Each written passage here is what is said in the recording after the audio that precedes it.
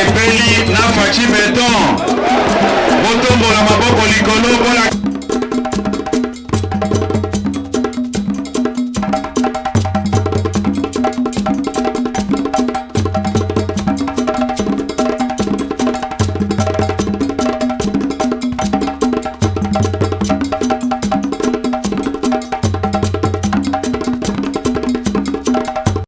Mon amboka Flora Manoka, mbote na Mbote na yo, merci journaliste. santé malamu. Santé nzambe abateli, tozali na kimia. Kouta epa na ngai pe koya kokoma na correspondre à l'invitation na yo, Elexi santé ezali malamu. Voilà, merci na nengo ndimi invitation na biso poto solo la o ezali bongo ba question d'actualité ya mboka na biso République démocratique du Congo o ekamami bongo epa ya mwana mboka Félix Antoine Tshisekedi Tshilombo, chef de l'État. Mais avant de côté na mozindo ya mituna ya mokolo ya lelo, totuna kana motuna ya koyeba boni santé politique ya République démocratique du Congo. Merci mingi ndeko journaliste. Je crois que permettre ngana bandala nous couper sa civilité pas ya mwana mboka honorable sénateur Gaspard Monganga Pili oyo babengi les sages ya Mongala, les sages de la République. Azoi makati ya Sénat azali ko défendre tango nyonso butu pe moi mingi pena na ba plénière nyonso pona makambo etali province ya Mongala epai wapi ye azali leli légitime misala na ye défense na ye pona tongo pokwa koyoka mbela ya bana Mongala pe koluka voisin moyen ya kopesa solution awa mabongisi ezali kosala débat pendant que l'Assemblée nationale déjà ezali ko toka déjà kuna pona makambo etali analyse ya budget ya 2025 bango pe bazali kolamba ndenge nini ba pointe sensible nini oyo kosenga ko répondre favorablement na bana mboka ya Mongala bana bumba bazali matoi koyoka matoi na bango ezali branché awa na Sénat pe epai ya mwana mboka Gaspard Monganga Pili oyo azali ko défendre nani ba intérêt na bango. Bon se rappeler qu'alobaki que misala nyonso ekosalemela na gouvernement il faut battre accent sur les routes, les infrastructures routières, où il faut booster l'économie, il faut sa richesse na bana Mongala, puis la République mobile. Santé politique ya République démocratique du Congo, ezali kotambola engebene makanisi ya nzambe na bakoko na biso bakenda Simo Kimbangu, Etienne Tshisekedi pe Lumumba Kondo Lumumba. Ba institution no sote zali kotambola kokambe mamalamu likolo nango présidence oyo tangi mwana mboka Félix Antoine Tshisekedi Tshilombo oyo azali kosala mosala ndenge esalimaka pe mindele bazali kokamwa oyokaki récemment candidature ya RDC na Conseil international des droits de l'homme oyo mokili mobimba basangani to ba mokili mobimate bidongolo miso basangana kipo bakwe sa candidature ya République démocratique du Congo na minele na ba opposant ya awa bakei ko sangana kaka pona koloko que candidature ya RDC elekate. Voilà que sur 190 pays 172 voix ezalaki en faveur ya République démocratique du Congo. Ça veut dire explication simple que Félix Antoine Tshisekedi Tshilombo na ba institution surtout ya mboka ezako tambola malamu à part guerre oyo ezali imposé biso na agression ya Rwanda oyo mindele oyo bazali kolinga RDCT bazali ko nyokolo biso à travers guerre ya Rwanda oyo kala mingi pété ko sa solution parce que les chefs de l'État y penchent toujours. Voilà, on en parle avec vous tout de suite 4 questions phares aux alibas questions ça est déjà rage sur internet. Premièrement savoir décision, il y a Blaise Kilimalimba, Ozali commissaire, il y a ville-province à Kinshasa, Azali Bongo, Azalaki réhabilité directement après avoir été réhabilité. Azwaki décision, décision, on a tout pris, on a eu awa, yako kanga, bamandian, nyonso, obatele makananzela, beaucoup plus dans la ville-province à Kinshasa. Pourquoi pas aussi en parler dans publication, comme toujours dans les réseaux sociaux. Le procureur général pris la Cour de cassation à instruire na ba procureur généraux nyonso ya cour d'appel Kinshasa Matete na Gombe pour na baye ba ndenge nini kokanga ba évader ya prison centrale ya Makala. Question que vous allez poser, pourquoi alobi ba évader ya prison centrale ya Makala tandis que ici comme côté toyoka kike ba to ba kimaki na prison centrale ya Makala. Na yo na yebi que vous allez pio occuper sa biso réponse par rapport à makanisi nini oyo lingo bima na kati ya mukanda oyo président procureur plutôt général il y a cour de cassation à instruire. Troisièmement, to kolobela mai matali information phare eux allez couper ça mon nanga mukuna ya Ituri oyo gouverneur ya Ituri gouverneur militaire ya Ituri oyo meki koela kisa na ba congolais ke ceux qui bitumezali ko continuer ezali parce que ba député ya ensemble bazali ko financer ba groupe armé oyo ezali na ngambu ya est bongo to ko sokisa na révision constitutionnelle. Est-ce qu'on parle du changement ou de la révision parce que jusque là question wana à part IDPS tozali kolobela ngambu moko te bazali kolobela yango tozonga na motuna liboso ezali likamu ya commissaire provincial de la police de Kinshasa Blaise Kilimbalimba na réunion bazwaki décision ya kokanga ba mandia mona mboka koyoka information kokanga ba mandia est-ce que ezali penda na ndenge tozali kokanisa ou bien il y a des secrets cachés dans kati ya décision wana. Merci beaucoup ndeko journaliste namoni na sepeli mingi na mituna na yo ba point oyo ezali choisi pour to débattre yango ezali malamu mingi. Blaise Kilimbalimba que je salue en passant azwaki moi au babinga moi punition muke ezalaki d'ordre administratif azalaki suspendu. Et je félicite les autorités politiques Yambo Kanabiso, Oyo, après que suspenda qui est, puis Oyobi Kezalaki pour des raisons d'enquête, il y a Makambo, il y a des déguerpissements, il y a forcé, il y a un diplomate français, et dans ce pays que, parce que Batuming Baloba, Moni, tant que funda RDC, Maramba droit de l'homme, balobi que non ba suspendara batu so suspendre OK libela ndenge za na régime yakala.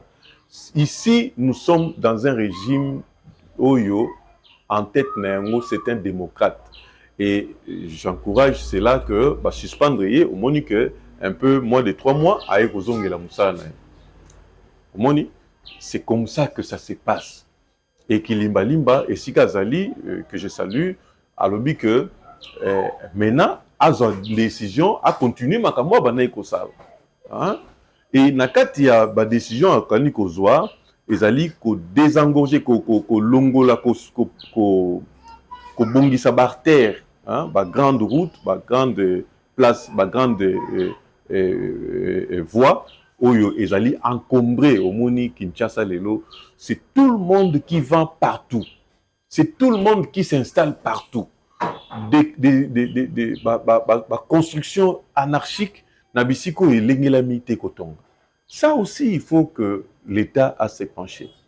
Maintenant que Kilimbalimba en tant que divisionnaire Mokonzi Monene à la police a décidé que la voie principale bateau bateka quand même les sols dans la benga ba vendeur ba installation de fortune eza soni mingi komona ke Batou va s'installer partout jusqu'à ce que Mitouké soit difficulté à Koleka. Même passant a difficulté à Koleka. Moi, passant qui m'a Mitouké zalité parce que na passant na ba véhicule et autres tambola ici kamoko. Mais la majorité batouana ezali ba personnes vivant avec handicap. Oh mon cher ami. Oui, la majorité parce que na ba alterne nous tout le bawana de tout monde kango na ba triomphal ba Kasavubu na Gombe beaucoup plus ezali bato bazana difficulté ba malformation bango ne mutu non pas nécessairement baza mukie kutu mukie kende soit le long ya avenue boulevard Lumumba banda ngo esika olimko bandango soko na bi banda ta na funa OK nango ti ata na aéroport les kata kuna na nsele omona que Moupandi wana batu batekaka n'importe quoi et au vu et au su des autorités du pays surtout il y a la police Mais oh eza plus grave eza que bato moko boye. Et c'est là où je vais intervenir sur cette décision prise par le commandant de la ville-province de Kinshasa. Makambo ya bato moko boye pona kokembisa fonds de commerce na bango bakomi kokende ko récupérer bato baza na malformation physique na ba hôpitaux to na ba centre ya ba traitement to pe na ba église parce que ba mususu bakenda ba moni que non eloko eza spirituel to ke na en église ba mususu bakenda na ba hôpitaux na ba centre moko ba opération ba tout ça. C'est vrai, il y a des cas, mais aller les récupérer, les installer sur les voies publiques na ba artère publique pour basenga ka batu mbongo balabala nini yo koleka te omona pesa ba wana ticket pesa au hôpital pesa au salle opération alors que ces gens-là basali on coûte na ba ONG, j'en connais beaucoup, basali ba ONG pour que basenga ko nom ya ba ONG ba mususu bakota na ba bus ba osengela ba ticket mbongo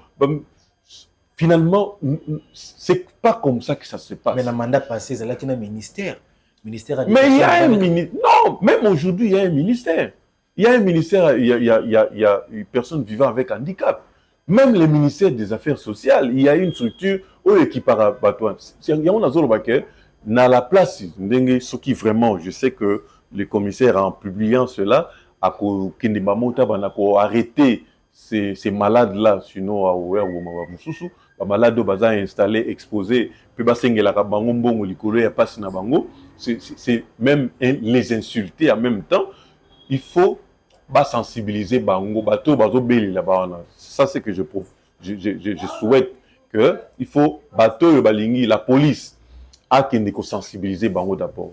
J'ai toujours appelé les autorités à jouer le sens d'humanisme. Il faut moi humanisme au-delà, c'est d'ailleurs la raison pour laquelle c'est là qui ONG Moko il y a Makambo Itali, ça s'appelle Volontaire Congolais pour la Justice et le Développement. Il faut humaniser Nibeko Nabiso, il faut humaniser la décision Nabiso. Lorsque l'autorité administrative prend une décision, il faut au lieu autorité politique, application, il faut que nous vague moko boeto séance moko ya explication ba sensibiliser ba concerner hein pourtant boya aux mesures au monde ndenge basala ki j'ai beaucoup aimé tant basala ki 15 jours ya moratoire ba to ba évacuer ba mituko et kufi na nzela. C'est ça, c'est comme ça que ça se passe. Mais ça est belé na nzela. Et ça est belé mais bazo longola bazo ko longola o ba longolité 15 jours ezaki déjà l'équipe bazo zongo ezokende na esika ba que nous détruire en gros. Il faut pas détruire, la ville est devenue tellement sale, tout le monde en parle, mais notre côté Azoro a coupé sa proposition pour la je disais que bazo batouana ba malade wana oyo bazo singela bango mbongo na ba place publique ba orienté bango na ministère affaires sociales. Ezal na ba service ezakuna ba kozela bango makoki oyo l'état akoyiko l'état alembate l'état asalaka bango. Moi-même, j'en suis bénéficiaire.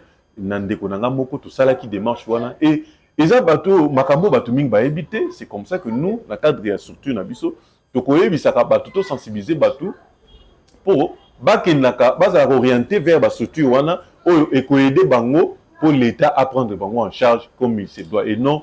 Makelele, ça fait du bruit nabakou partout. On fait l'embongo, c'est l'opération. Bazu va exposer à Moussous Michopé za libanda s'il vous plaît. Là, vous pouvez avoir raison parce qu'il y a des personnes vivant avec handicap, mais tout ça n'a mendicité mon cause atroce, c'est la rapenda. Pas si ming, c'est presque tout le monde qui en parle.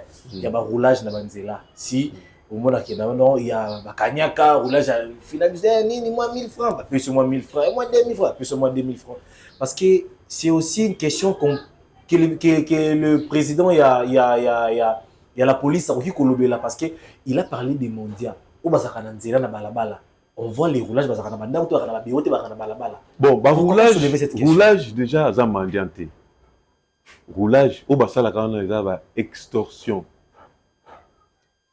Avec cette tenue, il est interdit à un agent de l'État de percevoir l'argent et pas à un tiers, c'est pas à un membre moko civil de population. Bango, il faut réguler situation de circulation routière. Il est interdit à un agent de l'État. Kaka kutu policier te na ba. Made Soban les alakaté. Si on vous attrape, on vous arrête. Bakokanga yo. Moni les alakaté.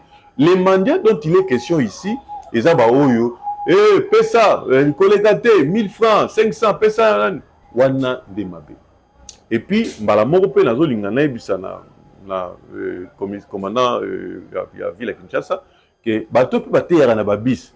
Omoni ba propagation de maladie mususu et se transmettra par cette communication na kati ya bis muke, mais mutu azokote banda bandi côté le fond du message exact.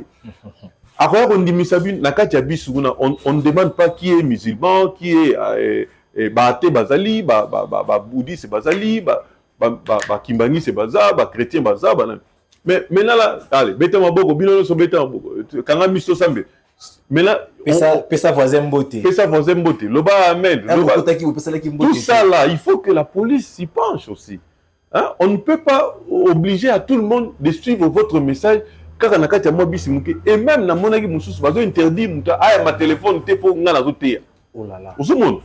C'est très dur, il faut pas pencher que dans chaque bus va interdire formellement cette communication ou ça la prédication, mais en même temps basalivo et ça pourrait faciliter la transmission de la maladie et les amalamte. Donc il faut que la police a se pencher pas ya ba oyo basala la communication to communication en genre ya côté ya en même temps ils a côté ya te ils ont des kosenga babon commandier pour na ba orphelin moko batikala oyo na ba orphelinat ba on ba créer, je ne sais pas, quand vous créez un orphelinat au salaire on habite pour senga ka batu mbongo to on crée un orphelinat pour na makoki na yonde ole sakabango soki batu mususu bayoki yonde ba moni ba constater batu ane ba koya ko senga ba ko pesa yo main forte mais ça que yo ki no beta ka porte ou ki no bela ka batu sombela bana bitike sakaloso sombela bana bitike miliki sombela bana bitike, ça c'est du n'importe, c'est vraiment de la mendicité.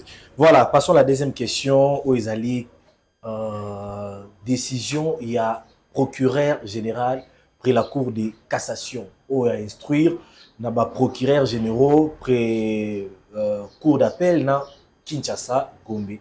Asangisi bango nyonso, il y a été plutôt na Gombe. Asangisi bango na ordonnance na ye ko senga balancer ba mesures d'enquête.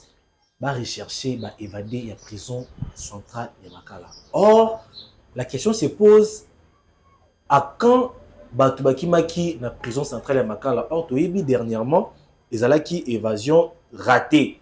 Ou bien qui tentative d'évasion dans la prison centrale de Makala. Deuxième événement, ils ont qui désengorgement au ministre Abimisaki Bat Oyo Bazalaki ba condamné te Bazalaki plutôt Bato Bakangaki Bango pour na bit Oyo. Et banaki pendate passer ba peine moko bakana kité. Mais la question se pose à savoir de quelle évasion oyo procureur général Azali Koloba a wanakata ukanda nae. Merci beaucoup. Je crois que procureur général a s'adresser na ba collaborateur naie. OK. Au baza ba subalterne naie, azo instruit bango pour na lancer enquête. Il y a pas évadé. Il y a pas évadé, oui. Hier, il y a des collaborateurs des informations, ils ont un niveau naïe, bah évadé. Il y a lancer une enquête. Donc, au niveau de l'administration na bango, ils ont compris qu'il y a des évadés. Pour ceux qui ont évadé, ils ont commenté qu'ils ont évadé. Alors, bah évadé, biso na cité toye babango pena malamu te peut-être ba moko ba mususu nde bakoko identifier mais soki bato ya zoyebisa bango au cadre ya justice au bango balancer ba enquête ils ont la juridiction na bango ils ont la compétence na bango ils savent de quel mécanisme ils vont procéder pour identifier évader wana azoyebisa bato nyonso te ils s'adressent na batunaye na ba procureur après il y a ba coup il y a Kinshasa Gombe coup d'appel à Kinshasa Gombe na bayebi oyo nini bazali ko se communiquer bisote. Et vous verrez, ceux qui basaté, ceux qui vont évadé basaté, ça rapport que non, il n'y a pas d'évadé à Makala. Mais ceux qui vont évadé basaté, parce que après enquête, vous souvenez que après événement, il y a Oyo et Salma qui récemment dans Makala, Bato Oyo, après recensement, après analyse, tout, s'ils ont compris qu'il y a des évadés, ils ont un bateau mort, mon unité. On va lancer des enquêtes par cette communication et puis voilà, on va communiquer à la suite que non, et bah évader basalité. Biso to percevoir en côté. Soko Mokotoloko la firme Vonde a PCI a lancé procureur monnaie local a une information suffisante a lancé un message indéniable, c'est qu'il sait que il y a des évadés et on va retrouver à partir de l'enquête lancée.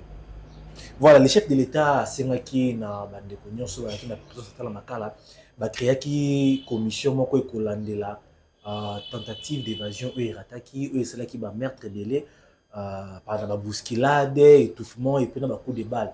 Comme ça, ba mekampe ko le chef de l'État la demande naie, na gouvernement enquête moko en tout cas stricte où ils allaient voulu pendant une semaine seulement, mais depuis mon colorana tilelo tout ce qu'elle a causé la commission wana et ça l'enquête nini et soukawapi lelo déjà. Mais voilà pourquoi le procureur général près à cour à cassation a lancé et pas il y a peut-être pour Bazala beaucoup plus complet, un peu plus complet que ce qui enquête wana et PCI ba lumière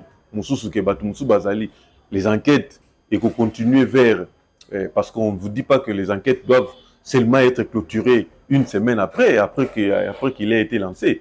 Il faut que le niveau plus étendu peut pas vérifier s'il y a des éléments à ajouter dans la enquête lancée voulue par le chef de l'État, son Excellence Félix Antoine Tshisekedi Tshilombo.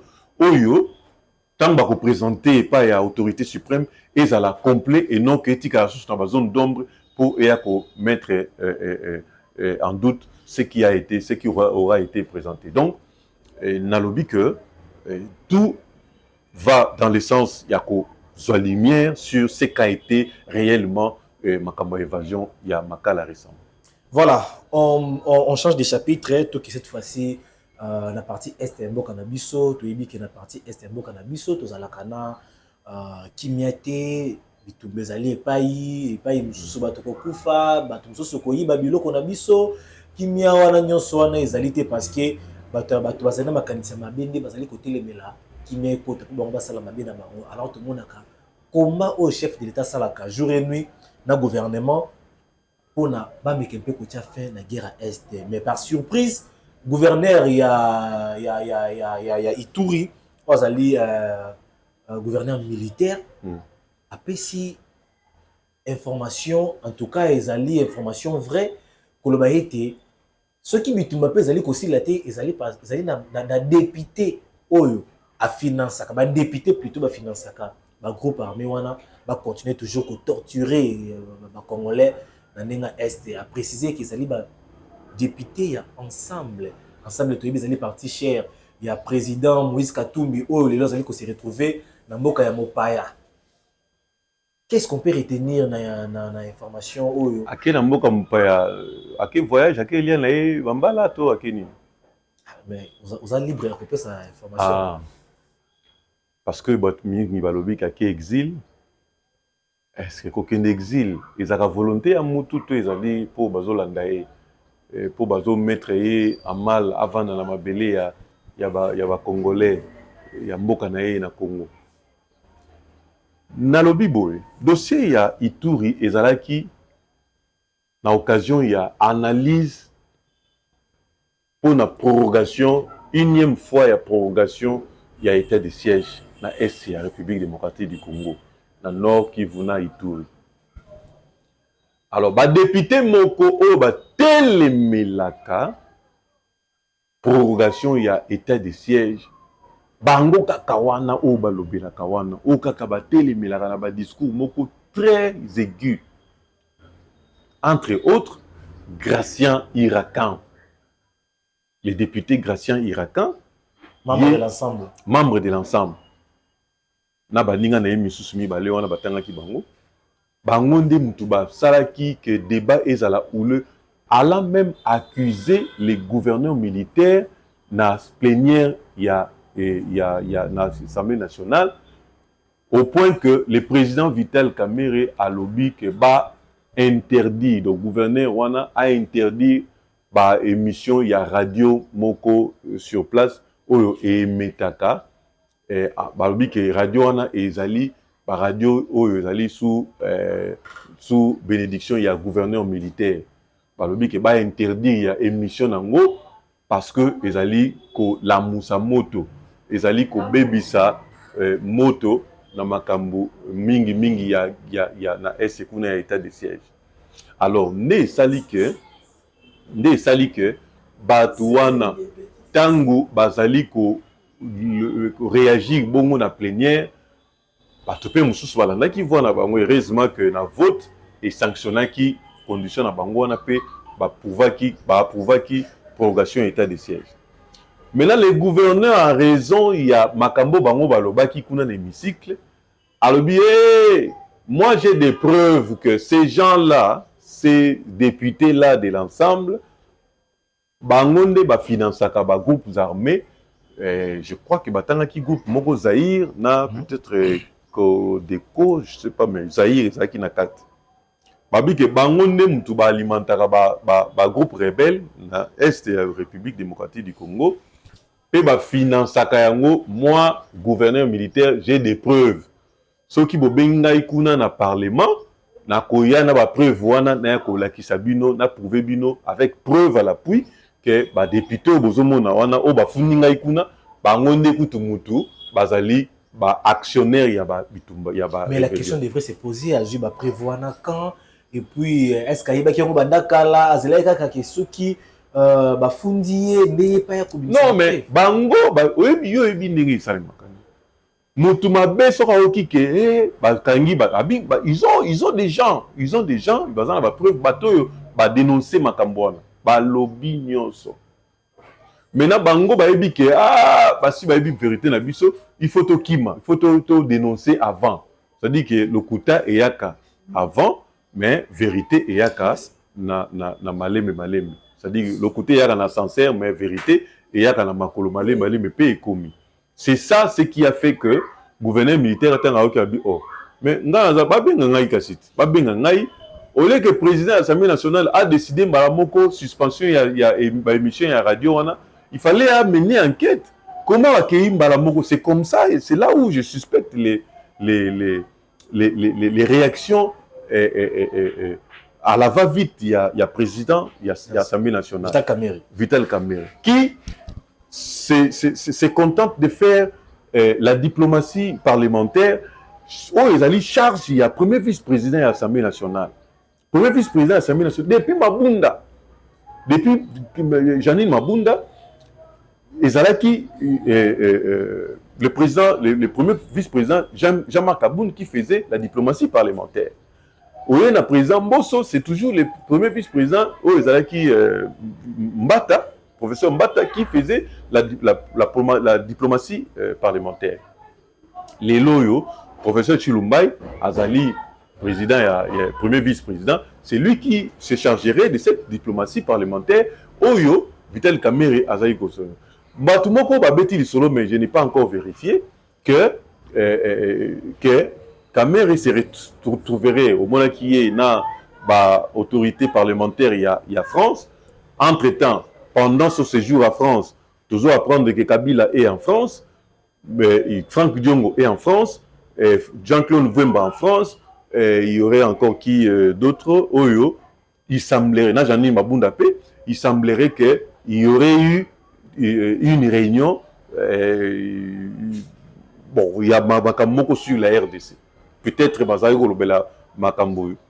rapport à rumeur on a vu que cette réunion aurait traité des sujets il y a révision constitutionnelle ou changement de la constitution oyo balingi basala plateforme moko munene pour batelemela réussite il y a changement de la constitution oyo déjà lancé pardon oyo déjà bazolobelela alors na habité bon quand ce qui y a solo ce qui ezali ya solo quand Kamere se retrouverait na milieu wana poasa lisolo na bato wana encore que lui na ba vidéo ya kala na vidéo ya récemment awa azali ko pesa image netique azali ko s'opposer na idée oyo ya ko réviser à fond ba constitution ba article ya constitution na biso. Vous ne trouverez pas que il serait en train de jouer quelque chose ya malamuté contre la République ce qui a solo makambo na lobi wana bo ba rimé wana et c'est confirmé. Donc je dis que makambo yo il y a Ituri ou ba député wana ba député ensemble encore que bas ezali ba libosoté ba député ensemble oyebi parce que vague par vague ou ba se retrouver na est ya République démocratique du Congo. Oui, tout à fait. Mingi pende pas ya Corneille Nanga po ba boma ba congolais bandiko na ba congolais mususu bazalia. Mais est-ce que le dossier est impliqué avec énergie mais forte, il y a mon amboka Moïse Katumbi. Mais mon cher ami, lorsque Toyokate ba député Irakan, ce qui est solo, ce qui ba accusation ya ba révélation ya gouverneur militaire est solo. Dans Toyokate place nini Moïse Katumbi abibino boza ba député bosala ranga soni na longoli bino na parti. Hein bango misatu na ba o ba député provinciaux mususu ya ensemble o kuna ba dénoncer o ba zaki officiellement présenté na kati ya surtout ya Corneille Nanga. Na ba oyo ba chaîne à télévision à Moïse Katumbi, proche à Moïse Katumbi, oyo ba démissionnaire qui ba KIP à Corneille Nanga. Tous les proches ya Moïse Katumbi ba kene kuna. Na toyoka te ata moko ke na lobi bon, na longoli bino na surtout nanga parce que bino boyo kisinga so na toyoka te. Donc, ezana bango en quelque chose autrement to koloba que ces gens-là ont la bénédiction de leur chef, Oyo Ezali Moïse Katumbi. Vous vous rappellerez, Oyebi procès Euti au Salima, il y a attentat, topé, coup d'état manqué, il y a palais de la nation.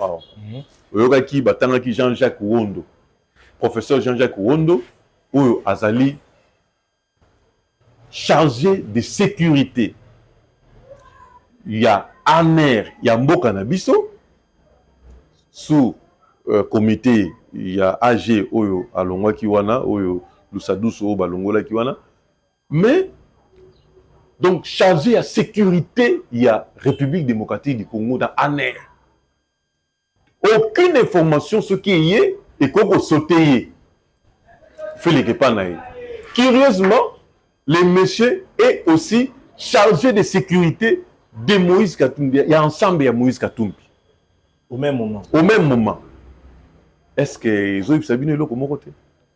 Jamais Moïse Katumbi. Donc, nommé, n'a arrêté, il y a Moïse Katumbi. Décision Moïse Katumbi, Ezali, que Wondo, Azali, membre de service à sécurité. Tout ce qui est sécuritaire, Ezali, Wondo. Mais, na ANER, il y a République démocratique du Congo. Donc, aucune information liée via chef de l'État, il y a via nation, via tout, et les carapanaïs, donc Moïse a tout à la minute. Si vous avez été impliqué dans le Cambois, vous avez mon chef na bango, baoti ko kukolaye mikoloyo na piste moko o yazali ko aménager nuitamment. Tango ba ke ko tinda ba service ke ko tinda ba pour ba tala ba élément pour ba que la véracité ya information aweli ko koma mukanda non na lokoti na nga piste moko boye nazoko bongisa yango piste moko abandonné yo ko yebisa l'état que nazu na nga piste moko abandonné na aménager yango pona alokoti yango wapi alokoti yango epa na ye libanda epa na ye parce que tolandaki Francis Kalombo na ba média moko oyo pe ezalaka pe beaucoup plus suivi lobai ki eza na kati ya concession na bango nde yango bandaki ko réalité piste wana. Mais c'est du mensonge la piste ezalaki il y a un belge en 1970 belge wana après les organisations tout ça là belge à Kenda hein belge akenda tikanda kuna ye na biloko na piste na ye wana ezali ko servir ba makambo na ye. Maintenant na mulonge wana eza ya Moïse Katumbi. Et ce qui Kashobwe kune komi na mulonge. Hein? L'État a récupéré quand la réalisation na bien moté. A récupéré biloko no c'est ba belge. Si quoi l'État. L'État a population a combien parce que c'est quoi la population? Population ti bon finalement population a ebine ko ça la montée na ba usage ndenge sengela kité. Population a s'occuper de makambo côté ezaki mabilanga tika ine piste bona. Mais la piste tika liti finalement mais ate tika les ate que yo journaliste to ngai to songolo aya ko lokota ngo abana ko sala yango ko bongisa yango po ba vie ya okita sans tout na vie ya l'état donc yango de kimisimbo. Mais ba mutolandi na nté ba osa la ba établir na lié à moi somo elikamune ate grand pa o ba a sauté premier kimi déjà qui ko vanda kuna abana ko mettre parti ya kuna. Mais il sera arrêté. Acharnement contre l'opposition. Non, mais il n'y a pas d'acharnement. La loi dit que la loi de 2010 portant code civil code d'aviation civile. Balobi dans l'article 183, au bandi dans 180, 186, tout ça là. Mais 183, ils ont stipulé que mutumo côté. Na makoki na yo azanango, azan na autorisation à tonga, to abungisa. Piste moko avieux kita et kita kawana sans avoir au préalable autorisation ya organe ou équipaka makambo wana. Sous peine il y a emprisonnement to payer dans ba amende tout ça là. Donc azo courir, azo risquer 5 à 10 ans de prison na ko salaka ekela wana. C'est pas impossible parce que déjà Marc Aboun se retrouve en prison donc pratiquement ceux qui bakangé, ce n'est pas impossible à se retrouver en prison, peu importe les coûts, les prix, les quoi et tous les mots qui peuvent sortir après arrestation. Mais ce que bakangé opposant balobarani, acharnement politique, hein? Et puis nous les ressortissants de Tolingi immédiatement botika. Ce qui fait beaucoup plus mal les alliés, Batoumi, Bazalé que se pencher dans pouvoir il y a président Félix. Baza lelo sortir autant librement mais baza dans opposition ceux qui va gagner il faut penda mais la loi est dure mais c'est la loi dans la loi est dure quand opposition mi balé au mona ki bato ba sambaki bango ba force du progrès ba sambaki makama déguerpissement forcé il y a diplomate français ba tangi bango ba mususu ba condamné bango peine de mort ba mususu ba quitter bango ça dit que la loi a condamné un certain nombre, il y a inculpé peine de mort, ba mususu ba acquitté bango, ba mususu ba 5 bango kutuka ka moi mon $5,000 ba bima. Momoni donc loi eza moko et ko beta ezokisi mususu ekati mais ekati ebongisi et kati po longola ya mabe ebongisi donc la même loi peut arrêter quelqu'un du pouvoir ba tsambisier. D'ailleurs, les gens du pouvoir sont bien arrêtés.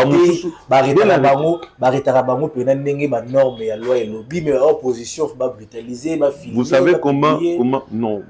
Kamere a été invité, il s'est présenté. Ayaka, Azonga Kayaka, Mukolomoko Ayaki, Poisongate, à côté de Boloko, plus d'une année.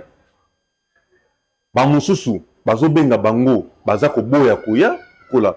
Mike Mukeba a été invité. Mike Mukeba a été invité. Leva est invité. Invité, azo boya ko se présenter. Oyo, bon, Oyo local, Patrick local, ba invité. Mais non, mais un journaliste opposant, mais pourquoi même les journalistes se retrouvent dans la liste des opposants?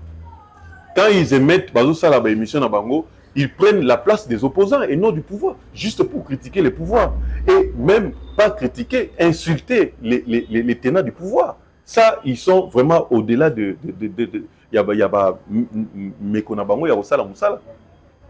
les opposants, quand vous les arrêtez, oh non, acharnement politique. Mais l'article 12 de la Constitution nous place na égalité, na même peu égalité, il y a respect à la loi. Mais pourquoi bango va respecter la loi te? Yebsangai, na la poussaki ngungini ne soit qui Moïse Katumbi atangi loi wana pe à comprendre le bon na sala yango kaka po bakangai po bana lobake chantage na topé acharnement politique. Ils ont monté maman ya ba congolais, ils ont poussa aider ba congolais. Ah oui. La construction na ba école, ba hôpitaux à Tonga, ba nzela Tonga. Mais ça lui coûterait quoi? Ya kosenga autorisation na organe de tutelle, organe habilité ou ekokopé ça est octroi. Obi kelinga ezala eloko moko malamu que Moïse Katumbi kosenga gouvernement na senga bo pesa ngai na organiser na ngai na entretenir. Donc ça na comprendre olingo ba ki pa fana kimia te alika ba problème na l'état. Mais oui. Oui, déjà là nous où tu autant un certain nombre de députés oyo bazali kaka ensemble. Oso ki mutayi de pes kuna ensemble et kuna na est la République démocratique du Congo azo financer bato oso qui peut-être moko ya MLC ou ya Kimayikuna. Mais Willy Ngoma, membre IDPS à l'époque. Non, mais Willy Ngoma a présenté les effigies de l'UDPS. Mais place à Outa, place naïe na kati ya structure. Dans la côté maté Léonard Lobake, Nazari, je suis un ancien de l'IDPS, il y a place tel. Na toka na obi ke IDPS mamo président na otanga comme président cellulaire na ngai président sectionnaire na ngai président fédéral na Batra Segoye Samba moko oui, il est passé par ici. Willy Ngoma vous a présenté même carte naïe c'est like ça que cinéma qui na après ça yo.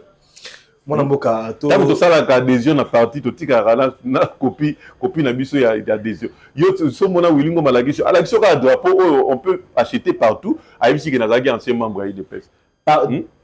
Finissons cette émission la dernière question Ezali question il y a révision constitutionnelle. Premièrement les gens comme si Bazali Koyebate on parle du changement constitutionnel ou bien on parle de la révision constitutionnelle parce que Ezali question moko tellement capitale où ils ont aidé les Congolais ils ont permettre était plutôt dans les Congolais bah ils ont différencier et puis on peut aussi aller plus loin tout définir c'est quoi la révision et puis c'est quoi les changements.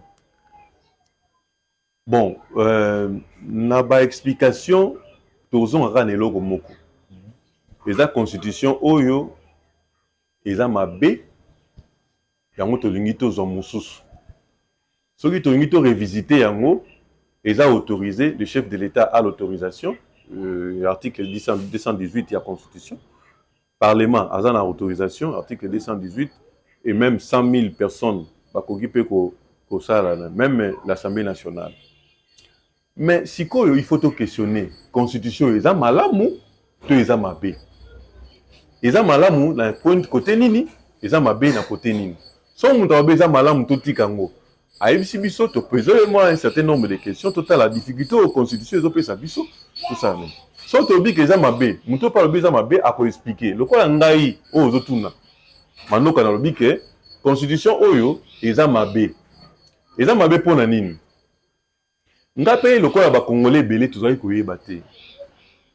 Peut-être ba congolais mingité batanga constitution bandana et bandeli parti article 1er tin article 229 batanga té. Mais, na ba moko to koya ka tutangaka, tu as réalisé que l'article 4 de la Constitution na biso. D'abord, la Constitution na biso est tchaté et comaté nombre de superficie na biso. Au sotanga on la carte au moni superficie à RD Congo na carte de la Constitution na biso ezalaté. Ezalaté. Pourquoi ba tchaki a monté? J'ai fait une recherche. Mais na soukara nzela.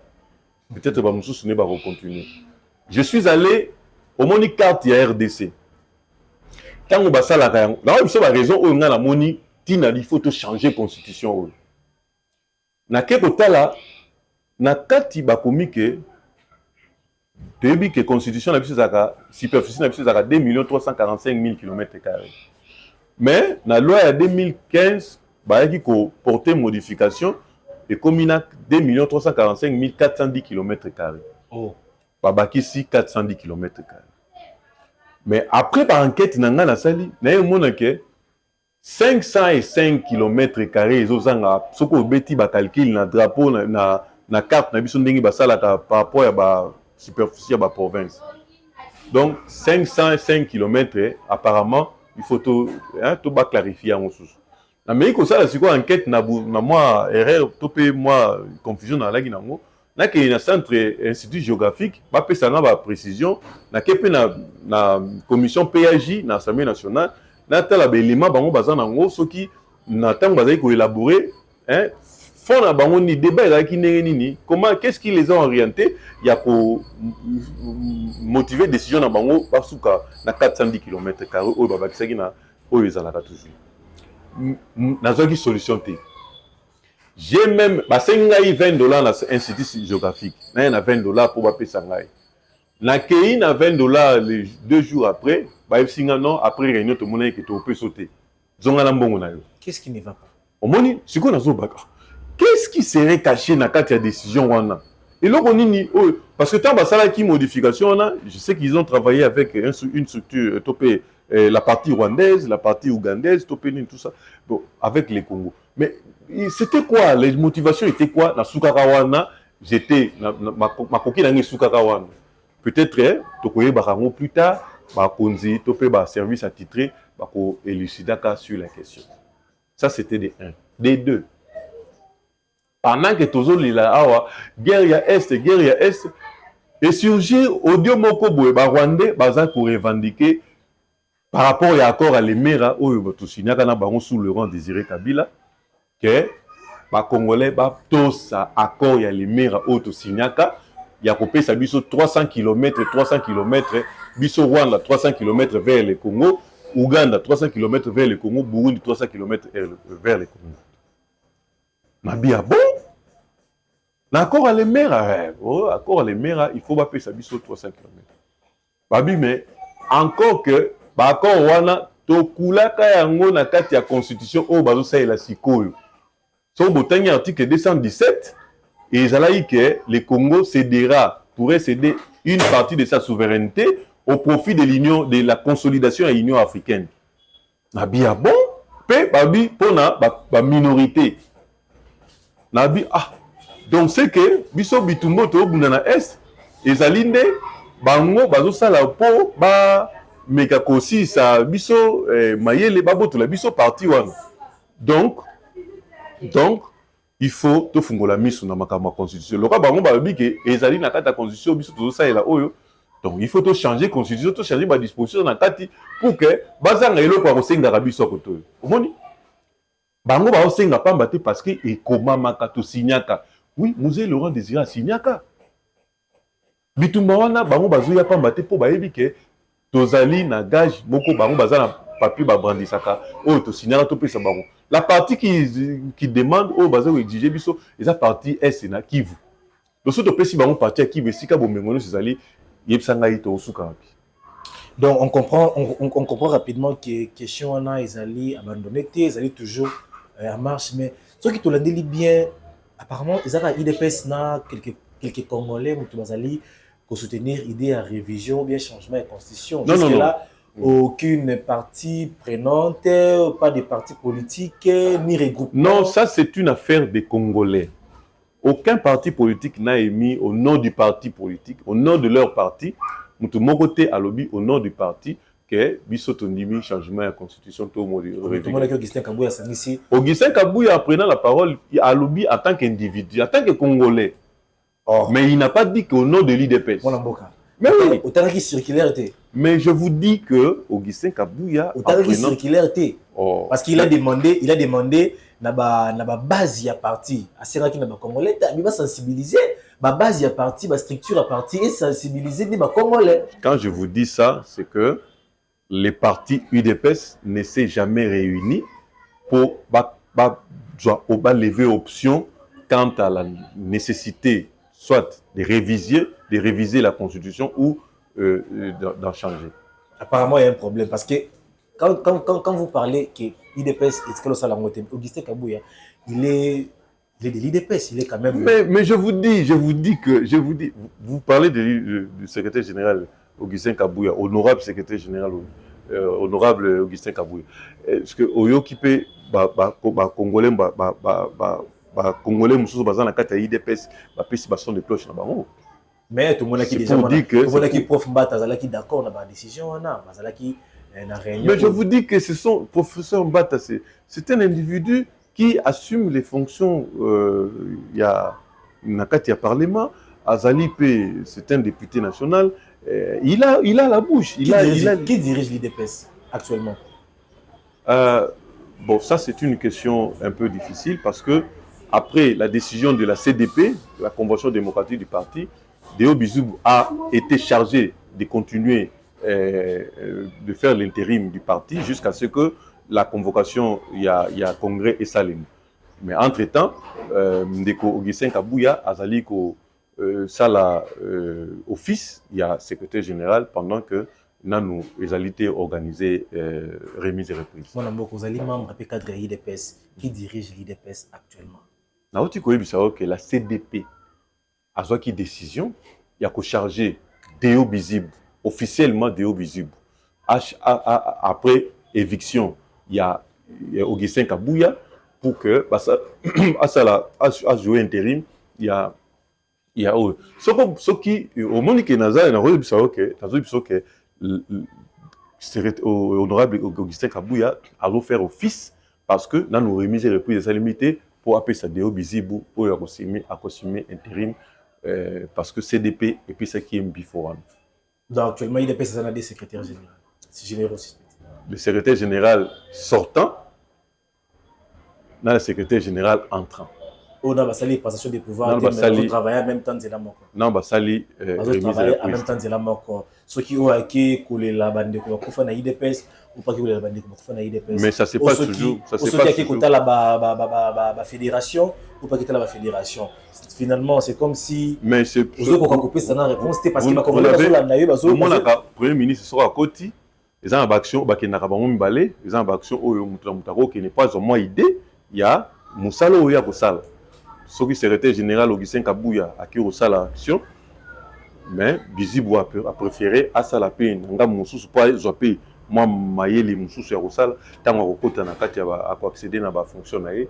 Je ne trouve pas du mal, mais il y a une manifestation. Il y a une manifestation. Il y a quelques membres de l'IDPS où batambola qui ba marché qui pour ba cause permanence mais simbité mingi bakangama ki mingi panzana ki c'était l'incompréhension. La police a bengama ki wana na habité pour quelle raison na benga ki bango ba combattant à UDPS oyo bazana et pas na bango bayaka comme toujours chaque jour bayaka wana. Ça a été une surprise à comment que journée wana ba pekisi bango na ba homme en uniforme que ba accéder na place na bango, ce qui est déplorable. Et j'interpelle les autorités du pays à y voir une main noire parce que cette situation peut dégénérer autrement.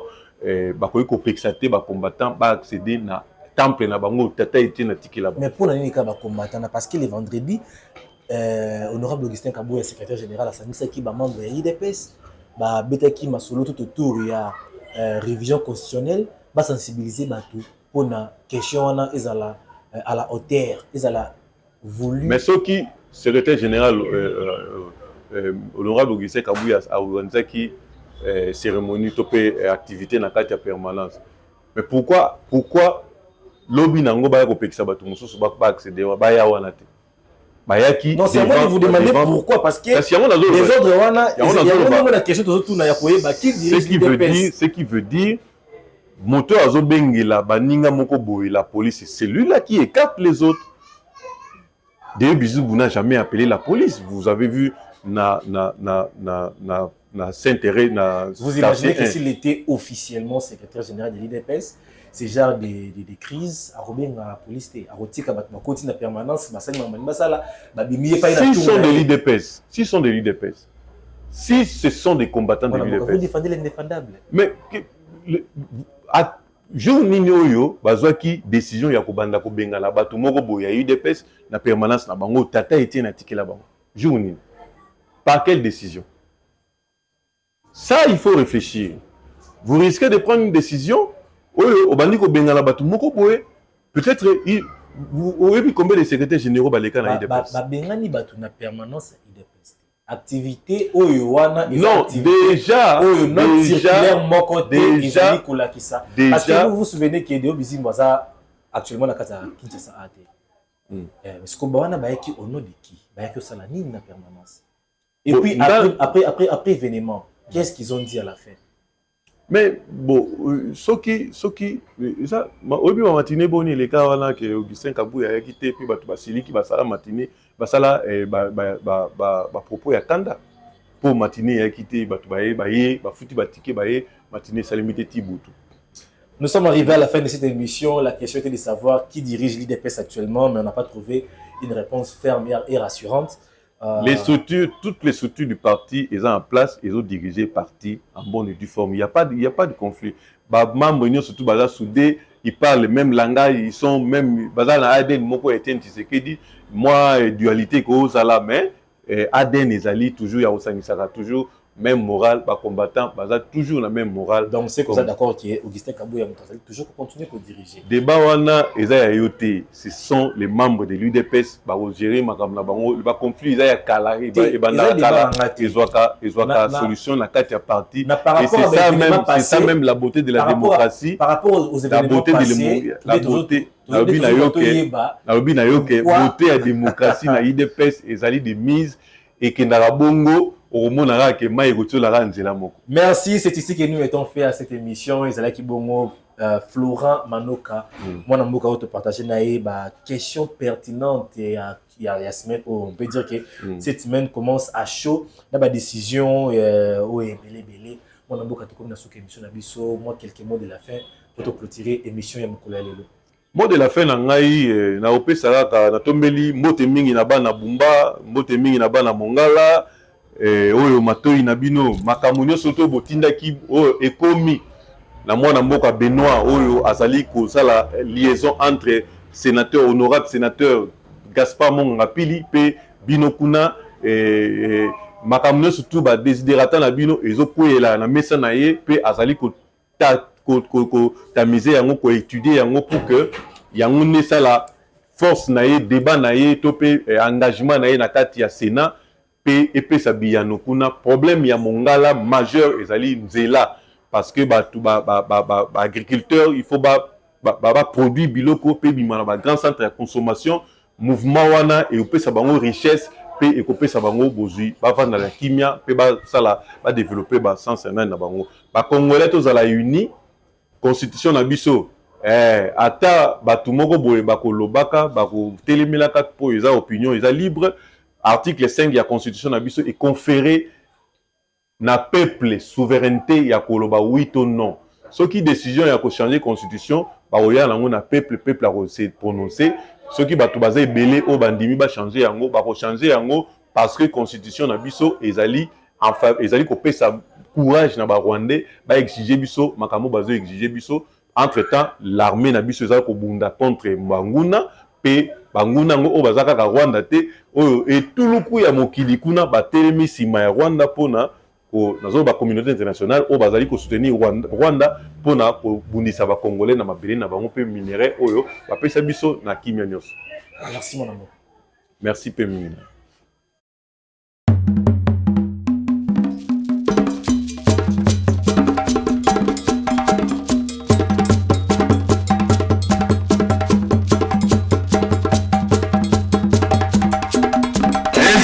Osepeli na faci beton.